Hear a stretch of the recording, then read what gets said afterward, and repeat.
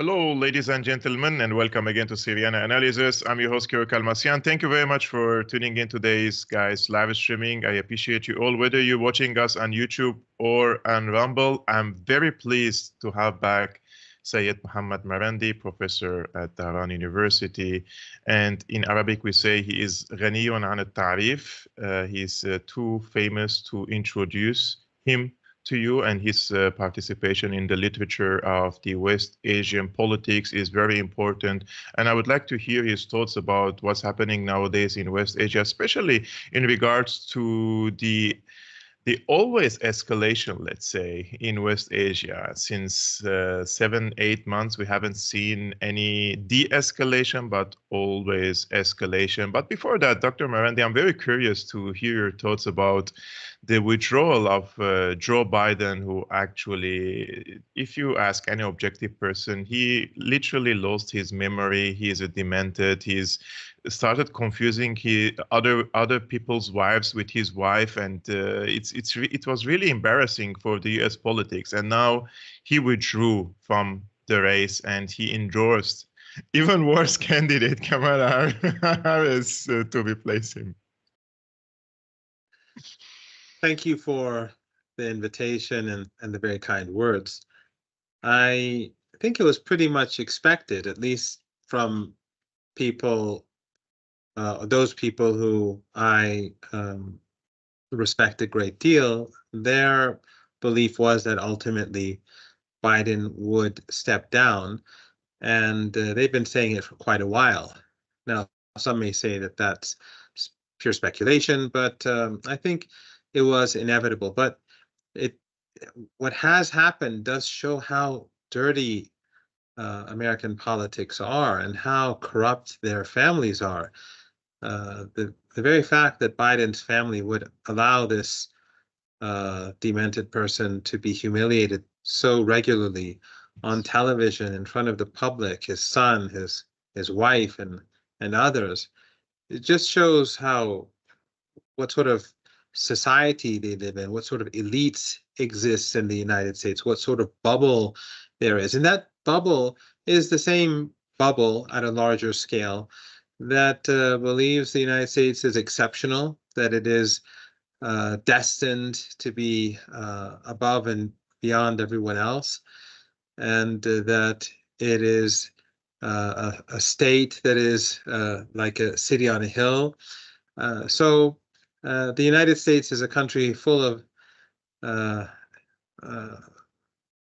corruption at the top that not only exists at the family level, as we see with the president, but it exists among the elites who are utterly corrupt.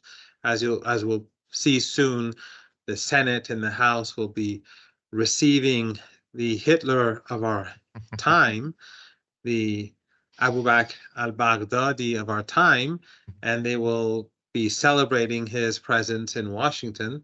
And it's because the United States is so utterly corrupt at the top. The elites openly support genocide. They support the Holocaust of Gaza, a Holocaust that has claimed the lives of roughly 200,000 people, according to the report published by The Lancet. So while it's not going to change U.S. politics, Biden will be remembered as a genocidal president who helped carry out the first genocide that is being witnessed across the world, live, literally. Yes. We've never seen that happen before. There was a genocide. The Saudis, the Americans, the Emiratis, the Europeans, the Canadians, the Australians, New Zealand, all of them were helping carry out the genocide in Yemen. But we didn't see it the way we see what they're doing to Gaza. And, or for example, they killed hundreds of thousands of people through their dirty war in Syria, or the destruction of Libya. But we never saw these. Even Iraq, when they invaded, we never saw the details that we see today in Gaza. And Gaza is especially horrific because so many people are trapped in such a small place. So I think it's the only significance of his departure is that it's a reminder of how corrupt these families and these elites are, and how corrupt the whole political elites are in the United States, but it's not going to have any impact. There's no real or substantial difference between Biden and Trump or Kamala Harris or anyone else at the top. In the United States, you don't get to the top unless you are corrupt. Even now, the divisions that we see over Ukraine, they didn't exist before. Both parties were a part of this process. They betrayed the Minsk Accords. They betrayed the promises they gave to Russia about the expansion of NATO. They deployed new weapons closer to the Russian border. They were constant, and then they carried out the coup in Ukraine, and they both assisted the fascists in Ukraine in killing ethnic Russians, and then, of course, we know the rest of the story. But the Republicans that now have become skeptical is because it's no longer politically expedient. It's no longer politically beneficial for them to be supportive of this war, because so many people in the United States have turned against the war, and also because so many people in the United States are suffering economically because of these endless wars. Indeed. I just want to mention something. We always, since you mentioned the elite in the United States and how corrupt they are, and morally, let's say, they are completely detached from morality. I studied political science for a long time, and I interacted with journalists, politicians, and I always hear this like, politics is always dirty and politicians are all corrupt, this and that. And to some extent, there is always corruption in politics, but not to this extent that exists in the United States. Like, you cannot really trust a politician's word in the United States. Like, there is nothing like a gentleman agreement between you and an American politician, let alone like when you put it on ink on a paper and submit it to the UN Security Council, they can still violate that agreement like they did with the nuclear deal with Iran. So it's really, for me, this is a special case. I see it in the United States that the elites there are brutally corrupted, and it doesn't make any difference if it's Kamala or Biden. There is a system that works, and it works for them, for the elites. They are still generating billions of dollars every year by selling the weapons to Ukraine, recycling the money. They recycled $3 trillion in Afghanistan. I don't know how many trillions were lost when the 9/11 attack happened on the Pentagon. If you remember, the plane hit the floor where the calculations were happening. It's like trillions of dollars just flew out of the United States, and nobody knows in whose pocket this money have gone. I mean, we know the military-industrial complex, the bankers, but there are specific names, in my opinion, we have to a little bit dig in this. But if we go back to West Asia again, this past week we witnessed major military tit-for-tats between Yemen and Israel. First, the Yemenis struck Tel Aviv by a drone. Then Israel responded by bombarding the Hodeidah port in western Yemen. It's important for me to know about the deterrence. What does this exchange tell us about Israel's deterrence, as its enemies increasingly using relatively cheap, let's say, technology to strike deep inside Israel? A couple of things. One is that obviously politicians are often corrupt, just as ordinary people can be corrupt in the politics at university, in neighboring shops, neighbors, people in neighborhoods. But I think this notion that politics is corrupt is something that these corrupt politicians themselves have a vested interest in declaring and repeating in order to justify their utter immorality and in order to decrease our expectations. And in fact, I think that they would like to dissuade the rest of humanity and others from entering politics because we would rather stay clean. But I don't think that it is inevitable for politicians to be corrupt. I think many politicians in our region, the leaders in Yemen or in Lebanon or resistance leaders across the board, I think they are in Iran, I think they're infinitely more moral than Western leaders. And those politicians, those activists like yourself and others who are into politics. I think that these people today are making sacrifices for the sake of their ideals, and we're all political. So it's their politics that's corrupt, and it's their power that corrupts, and they don't want others to engage in politics and become and enter that sphere of power and influence, because many others don't believe in the same ways of carrying out politics that they do. With regards to Yemen, I think again that's a great example about the sacrifices being made by the Yemeni leaders in attacking the Israeli regime. The United States was willing to offer Yemen many things in order for them to end the conflict. The same is true with Hezbollah, and the same is true at a much larger scale with Iran. Yeah. The Americans would be willing to give Iran the world if Iran would just walk away.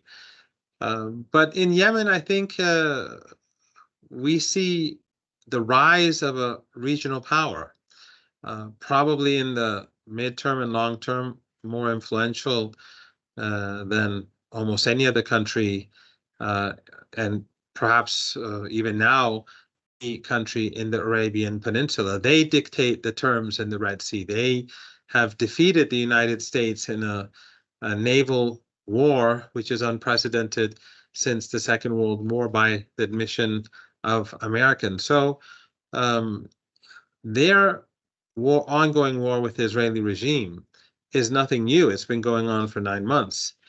And the latest attack on Tel Aviv is a sign that even the capital of Israel is vulnerable. The Iron Dome is does not provide adequate protection, and the regime is not only vulnerable in the south and in the north, but it is vulnerable in the heart of the regime. And the Israeli regime bombed Al-Hodeidah in order to create a spectacle. The destruction was not very important. It's a very small port. The fuel depot had some fuel which created a fire, and that's what they wanted. They wanted that image to show the world what they had done, but it's not really a big thing. We all have to remember that the Americans have been bombing Yemen for 8-9 months now. Yes. And they've had zero impact.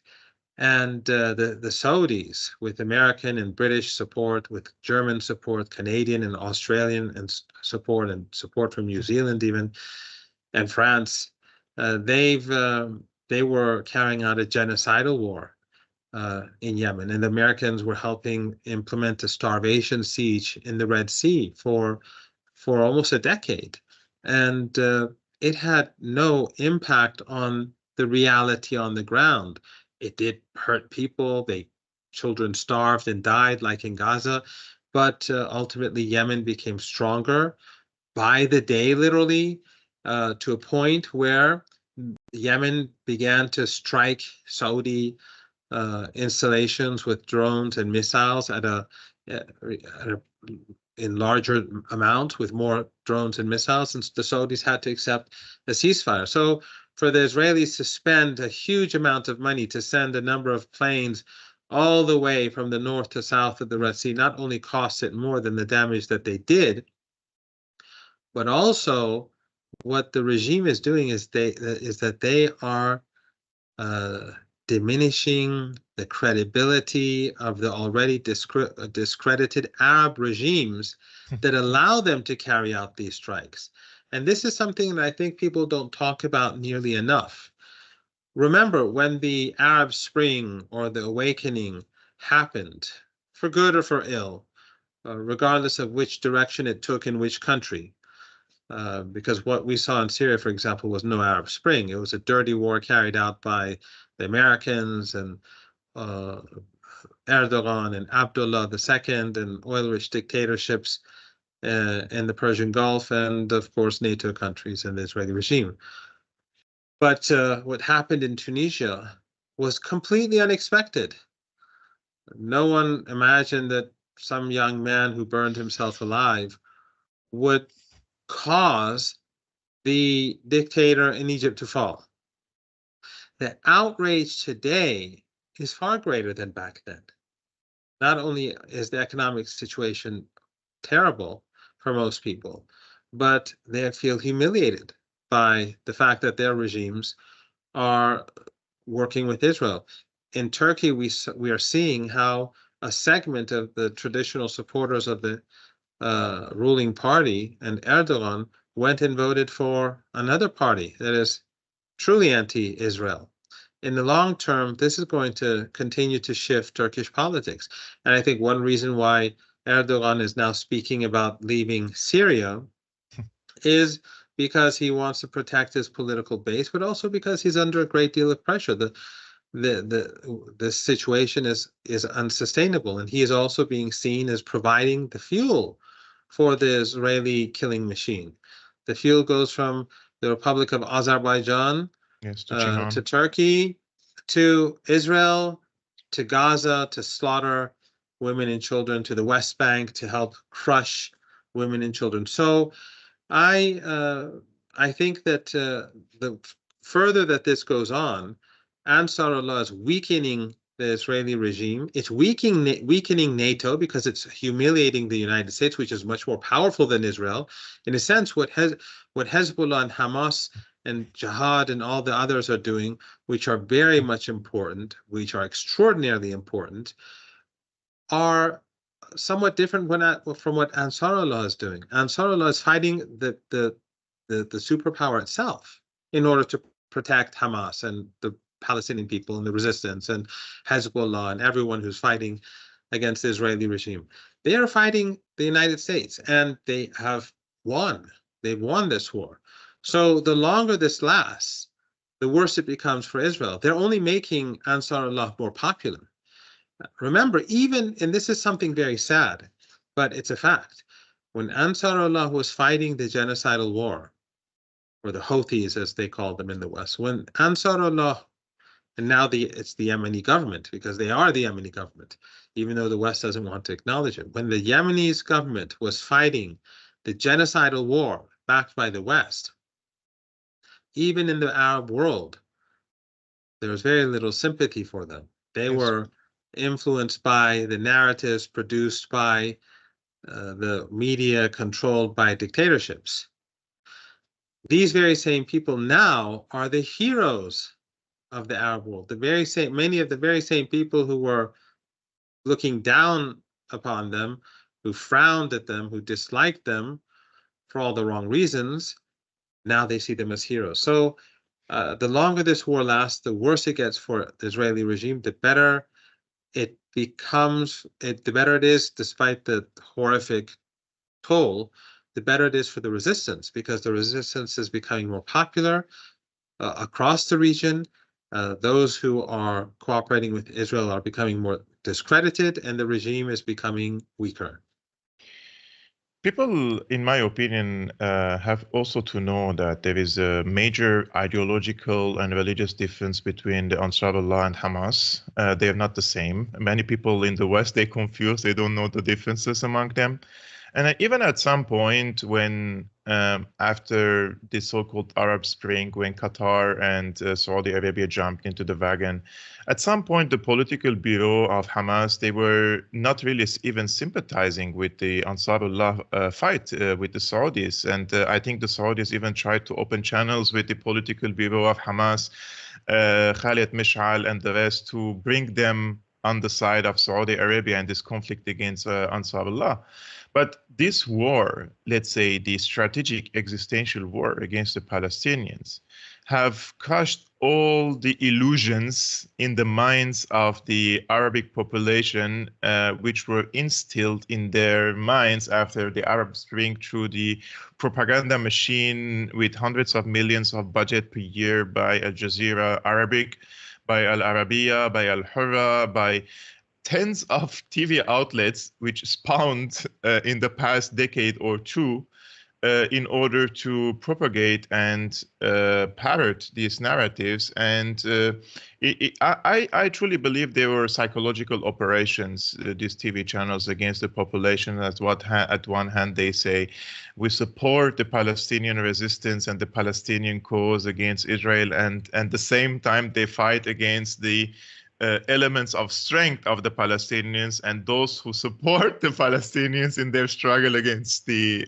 occupation forces. It was easy to detect it, but despite that, many people fell into the trap. And now this Gaza onslaught, in my opinion, has revealed, and all the masks are off, dropped, and everybody can see everything with blank eye. Like, you don't need really a TV channel to tell you how to think and what to see. It's there. It's on social media. You can't really hide it. You can suppress some content, but if 1 million people are posting about it, you have to see it somehow because of the algorithm of TikTok and X and Instagram. It's impossible if you live in Germany or the United States and you're scrolling these reels. Even if you're sitting in your living room, you will see one of these footages coming from Gaza. So it's impossible now to hide the truth of what's happening in Palestine. But there is a question, Dr. Marandi. The critics of Iran, when they watched what the Ansarullah did in Tel Aviv, they struck Tel Aviv with this drone. They say that this was a message from the Islamic Revolutionary Guard Corps, the IRGC, to Israel and the United States, that despite leadership change in Tehran and a progressive president in power, nothing will change in Iran's grand strategy vis-à-vis its enemies. In fact, Iran may further escalate to its allies if necessary. Your take? Well, a couple of things. One is that you're correct, and I think people in the Hamas leadership, they were actually, some of them were seeking Saudi Arabia more than the Saudis were seeking them. But I have to point out that the whole resistance in Palestine they didn't have a single view. Islamic Jihad had a completely different view, and so did all the other smaller groups. But the resistance on the ground in Gaza, their position was very different from many of those people in the political wing. And ultimately, there was a change in the political wing. And I think, as you pointed out correctly, the events in Gaza and the fact that countries like Turkey and oil-rich so-called friends in the Persian Gulf did nothing for them, I think that opened their eyes to reality. And it's not just those media outlets that you alluded to. It's, Sky, the Sky channel that's controlled by the United Arab Emirates, Sky News Arabia. There's Al Hadath, but there are hundreds, if not thousands, of smaller media channels that directly and indirectly are a part of this media apparatus, and all of them are controlled by states or by actors close to the states. So it's sort of in the Arabic world is sort of like the West, in that you have a huge media apparatus in the West that creates this false image, that creates these narratives for ordinary people to keep them quiet. In the Arabic world, it's the same. It has been the same. But what we're seeing, as you rightly pointed out, is that in social media, things are seeping through. Even though social media is controlled, I've lost my Facebook account long ago. I don't have a Facebook account or an Instagram account. Both of them have been shut down. I'm pretty sure that my Twitter account is regularly shadow banned. And I think and I know many people who've lost their accounts. I know many students of mine who have shut down their accounts because they're thinking, well, if I want to study abroad, they're going to go through my accounts, and then they may not give me a visa, or I can't study, so a lot of people carry out self-censorship too as a result. But as you rightly point out, it's so horrific that the news is getting through, and there are more and more alternative means to get the message out. So the Western media, or the media of these dictatorships in our region, pro-Western dictatorships, they're no longer able to control the narrative as they did before.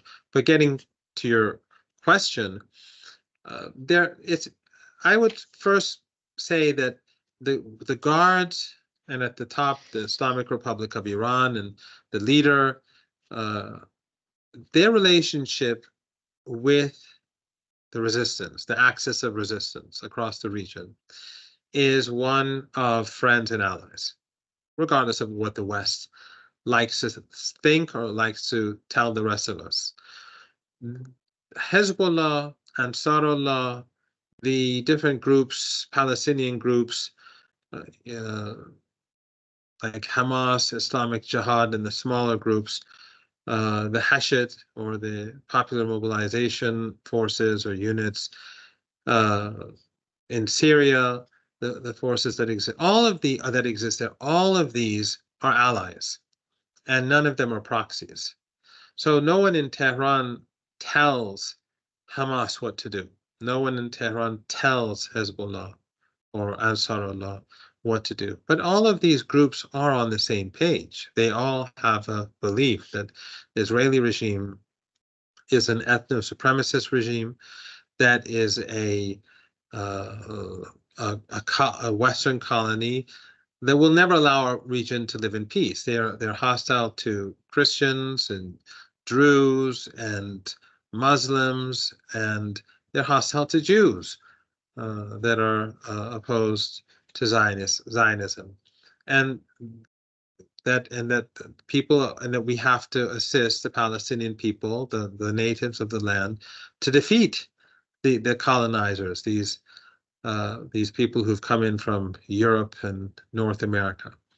So I would say that just as October the 7th was carried out by the resistance in Gaza because they were under siege in a concentration camp, and they were punishing the occupier that surrounded them, Ansarullah's acts are of the same nature. But yes, Iran provided the resistance in Gaza with the capability to fight, the tunnels, the military capability, the ability to train their young people, whether it's in Gaza, whether it's in Yemen, because Yemen's assets are also all underground. That's why the Americans can't defeat them.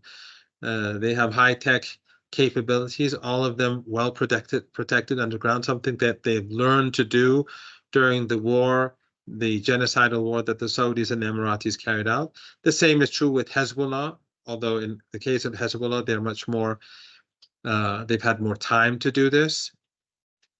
They've started earlier. Hezbollah's capabilities are enormous. Yes.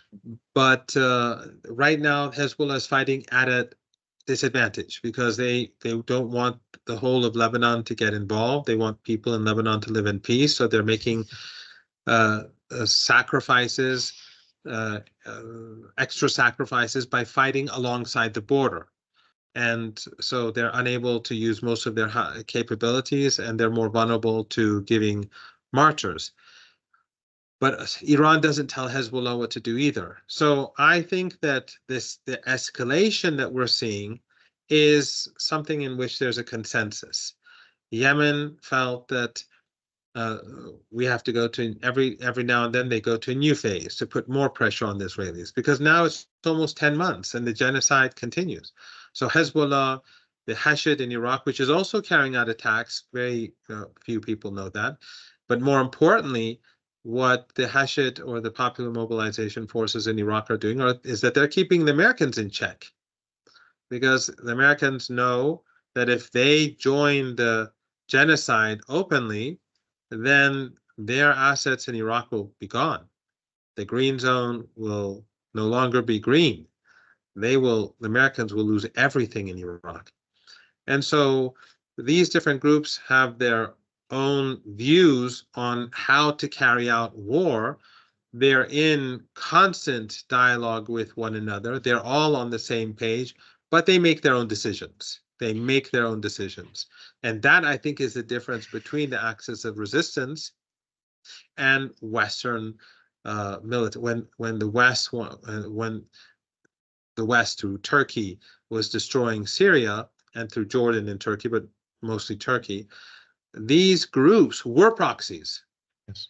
Al-Qaeda or Hayat Tahrir al-Sham or Jaish al-Islam or Daesh or ISIS or and all the other groups, they were proxies. They were told what to do. They received money and they did what but they didn't coordinate, or they didn't have their own agency. They were subordinate to their outside controllers, just as right now in Idlib, they're controlled by Turkey, and still funding comes in from the Persian Gulf, and in the areas occupied by the United States, they're controlled by the Americans.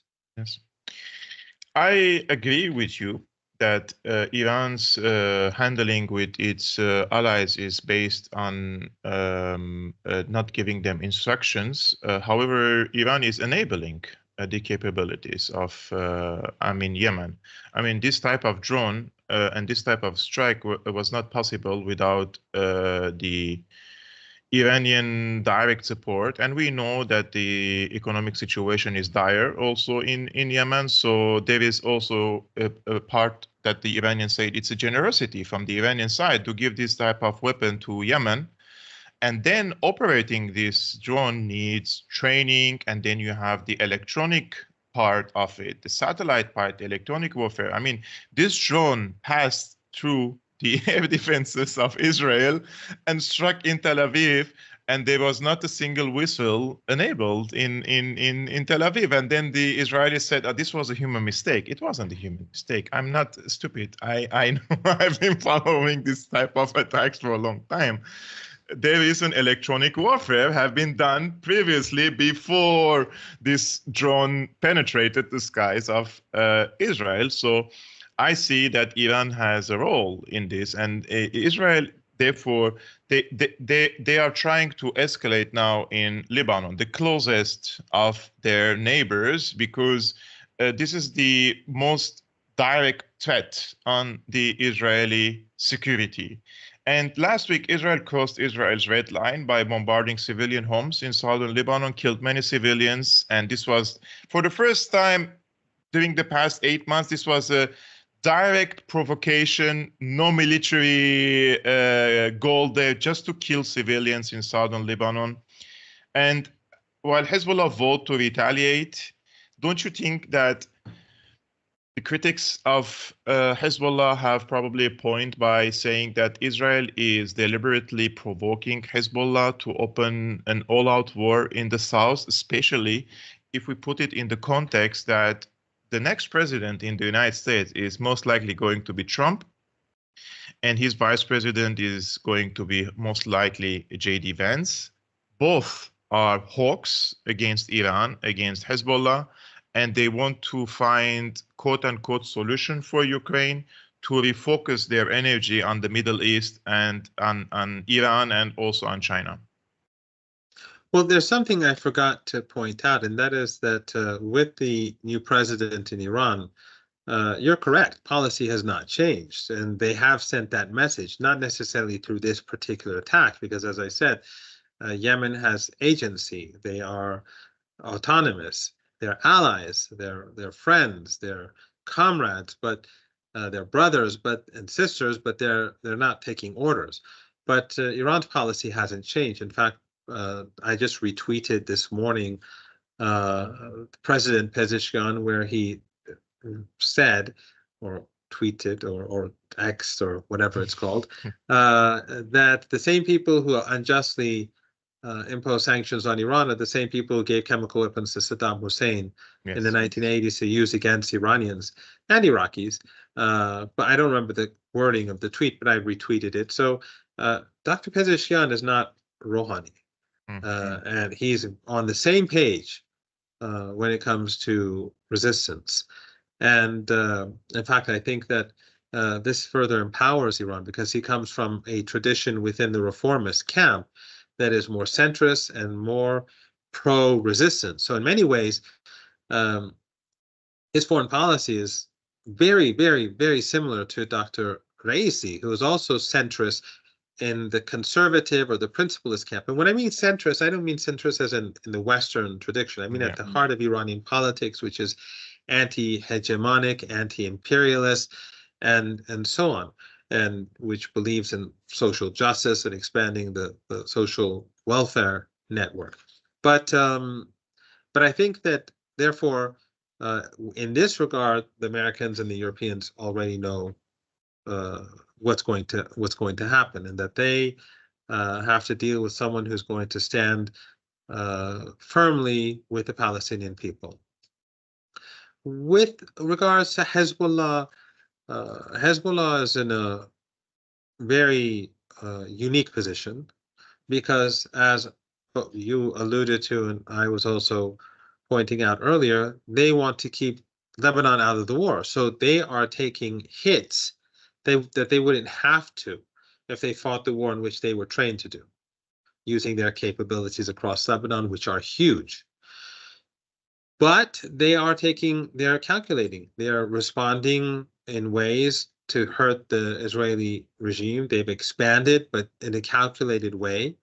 I think that while the chances are for an expanded war, and I don't mean an all-out war, have been pretty high, they've sort of receded over the last few days. But then again, it could go in reverse. We don't know. But the Israelis have many problems with Lebanon. They even if they provoke, even if the war expands in Lebanon, they will lose. And as I said, if the Americans become a part of the war, then the Americans will lose in Iraq, which will be horrific for U.S. Policy. When it comes to and U.S. capability, when it comes to Trump, I think the world has changed, and I think you would agree that the world has changed immensely over the last 4 years. In fact, I think over the last year, the world has changed. The West is rapidly on the decline. The global economy is not doing well, but you are in Germany, if I'm not mistaken, at the moment. The economy in Germany is going downhill very fast. The West is, even though the rest of the world is, the whole of the world is suffering, the West is paying a huge price. You cannot fight endless wars without paying the consequences. And the war in Ukraine is the biggest of all those wars. And the occupation of Iraq and Afghanistan was dragging down the U.S. economy already back then. If you recall, Trump, in one of his campaign speeches when he was running for presidency in 2016, he said that we lost $7 trillion or $6 trillion in Iraq and Afghanistan. So what's going on now, directly and indirectly, is far worse. And by the time he comes to power, assuming he becomes president, the situation is going to be even more difficult than now. And ending the war in Ukraine, it's not like, shutting a faucet or something like that. It's not, you just don't it's not like you turn off a light. Blood has been spilled. Many Russians have died. Many more Ukrainians have died. Hundreds of billions of dollars have been spent directly on this war, if not trillions. Indirectly, many trillions of dollars have been lost because of trade and businesses all suffering because of sanctions, because the war, the borders are closed. So Trump is going to have a very tough time turning things around because the Russians who've lost so much, they have expectations. President Putin has to tell his people that your sacrifices had these results. Yes. On the other hand, the Europeans, if they give too much, if they're seen as giving too much, or the Americans, it's humiliating for Trump. So I think Trump has a lot of problems that he'll have to deal with when it comes to Europe, even if there's a ceasefire, even if on day one there's a ceasefire, it's not going to end. The costs are going to continue to increase the burden on the West. And then there's China. And as the West declines, China, even though its economy is suffering, they're not waging wars. Mhm. They are trying to move forward. Even So, JD Vance says that China is building bridges and infrastructure, although he's a hawk against China, and he accepts this notion. whereas the United States is basically using the infrastructure that it had in the 1970s, when back then it was the world's China. Yes. So there, all their infrastructure is falling apart while China's so, and then the region has changed, and this is something that you know firsthand. We are not where we were even 4 years ago. This is not West Asia, North Africa, the West Asian North Africa that you and I knew, even during the for the end of the Trump presidency. Yes. So Hezbollah is much stronger. Israel is much weaker. American allies are much more vulnerable. Ansarullah is, what is Trump going to do with Ansarullah? What is he going to do with Iraq? What is he going to do with it? Is he going to engage in war with Iran? If he engages in war with Iran, that means the end of the global economy, because all those countries in the Persian Gulf region that host American troops or military installations or soldiers or bases, they will be targeted by Iran, and all of their key assets, all of their key infrastructure, their vital infrastructure is right in front of Iran. These are small regimes. In the case of Saudi Arabia, it's a desert for the most part. All their assets are right alongside the coast of the Persian Gulf. So then, of course, as I said, in Iraq, the Americans will lose everything. So Trump is not in a strong position at all, and he will be leading a very divided country. Half the country hates him, despises him, and half the country supports him, and some fools worship him. But I don't think that it's going to be easy for Trump. And as I said, Iran today has a president, and of course Ayatollah Khamenei, the leader, and a political class that is determined to support the Palestinian people. During the Rouhani years, we were more vulnerable, but Biden but now we're much stronger.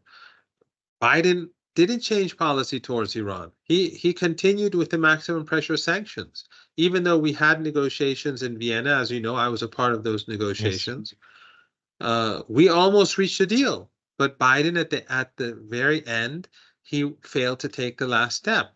Joseph Borrell said that the Iranian demands are reasonable, and now let's see what the Americans do at the end of the negotiations, and so we can move on. And the Americans failed to take that last step. So Biden hasn't done Iran any favors whatsoever. He hasn't. The fact that Iran is selling its oil is because the world has moved on. Yeah. China and other countries are saying to themselves, and even India, that we cannot simply just obey the Americans. We have to move beyond the dollar, Western financial institutions, because then if they get their way, then they're going to expand these sanctions, and ultimately it's going to destroy us, meaning China. So with the new technologies, Western financial institutions and the US dollar are going to be less capable of controlling the world. And the West, by imposing these sanctions, have acted, these sanctions have acted as a catalyst to move this fast forward. In other words, if the Americans hadn't done this, we probably would still be thinking about using the US dollar like before, even though it benefits the Americans. So I don't see Trump in some Superman. I mean, for some fools in the United States who look at his picture and with so what they call that iconic picture and think of him as some sort of human, superhuman or Superman. The rest of the world knows what's going on. The guy dropped to the floor. I don't know if you've seen. I don't know if you've seen that clip where they compare him to Maduro. Yeah. And Maduro, when he was being shot at, he just Just looked at, looking. yeah, he was looking, he didn't move, and all his people were standing there, and his guards who went and stood in front of him with those protection shields. Yeah. He didn't even duck. He Or didn't when even Ayatollah blink. Khamenei was giving a speech, a Friday prayer speech, and they blew up a bomb in Iran. This was during the war. He didn't walk away. He stood his ground, and then he continued with it. He continued with his speech. So, and 14 people were martyred there, thanks to the Western-backed terrorists that are based across Europe right now. They carried out that attack. So, no, I don't see, and I'm sorry for these very long answers, but I don't see Trump as being more effective. In fact, I think Trump is worse for the empire than even this this half-dead president that they have now. Actually, I like to listen to long answers, especially from intellectual people like yourself, because I consider this also a learning path for me. Good. So when I listen to your answers, I just want to add just last thing before we end up this show today, that Americans are so propagandized. Like they like to have this Rambo figure as a president now that he survived assassination and came out with the fist up, and then he has blood on his ears. This scene of this Rambo guy was going to come and save America again, and America will become glorious again. This doesn't how an empire restores its status. Usually when we read history and we see the curve and how empires start to fall, and the United States is now on the falling curve, they are delusional. They don't accept that they are on their power is diminishing. So they could go into some adventures as well, and this will be the straw that will break the back of the straw. So I think we're at that stage. So if the rationality prevails in Washington, they will pick and choose isolation for some time, restore their capacity, rebuild their country, and come back as a sane country. Or they have the option to open a new front somewhere in West Asia and get humiliated and this time humbled. But the end result will be the same. America cannot really rule the world forever, so it has to withdraw from this race. Dr. Marandi, thank you so much for your time. I really appreciate that. One point that I'd like to add, and that is that the empire is collapsing immediately, rapidly, and I think it is imminent. The collapse of the dollar, the Americans are pushing for it. I'm not saying it will happen tomorrow or next week or next month, but we are moving in that direction. The way in which they're handling the economy and waging all these wars, this is not sustainable. And as they rush towards the cliff, the rest of the world is going to move on. And when the dollar collapses, when the empire collapses, the situation in the United States is going to be much worse than what it is today. And I think it will take generations if the American remains as it is, as this country that we know it today, if it remains as it is, while being so deep, because it's very deeply divided, it will take many decades for it to revive. But this is the problem that ordinary Americans have. They're propagandized. They've been taught to think of themselves as exceptional and superior. And whether it's not just Zionist Christians, for example, who are not Christian. I mean, anyone who supports the genocide in Gaza is no supporter of Christ. It just they're takfiris. They're takfiris. Yes, exactly. They even tell me I'm not a real Christian.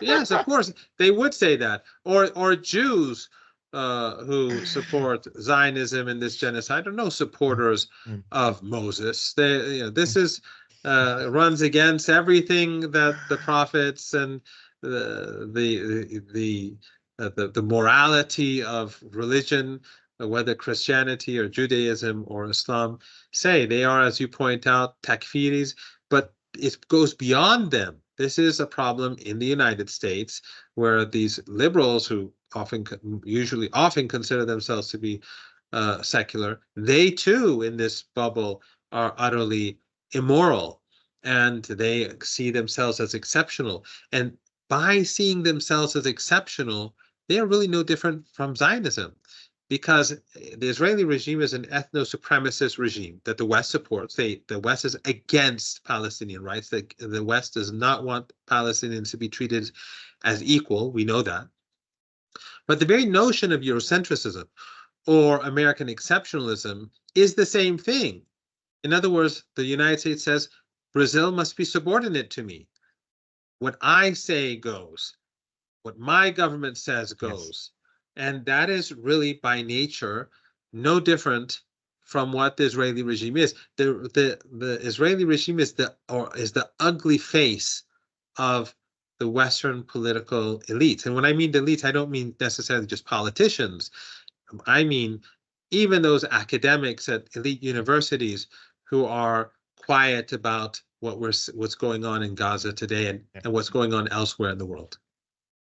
Brilliant discussion with you, Dr. Marandi. Guys, his X account, where he is not yet deplatformed and banned, is in the description below. He is covering extensively and reposting the material also coming from Gaza, which is important for us to keep the memory alive of what's happening in the Gaza Strip. Also, guys, I will put different links in the description below that you can check how to support this channel, but you can simply subscribe, hit the like button and share this video with your friends. And I will see you tomorrow on Tuesday, 5 p.m. Central European Time, 11 a.m. Eastern American Time. Peace be upon you, upon your families, and salam. Salam, Dr. Marandi. Thank you very much.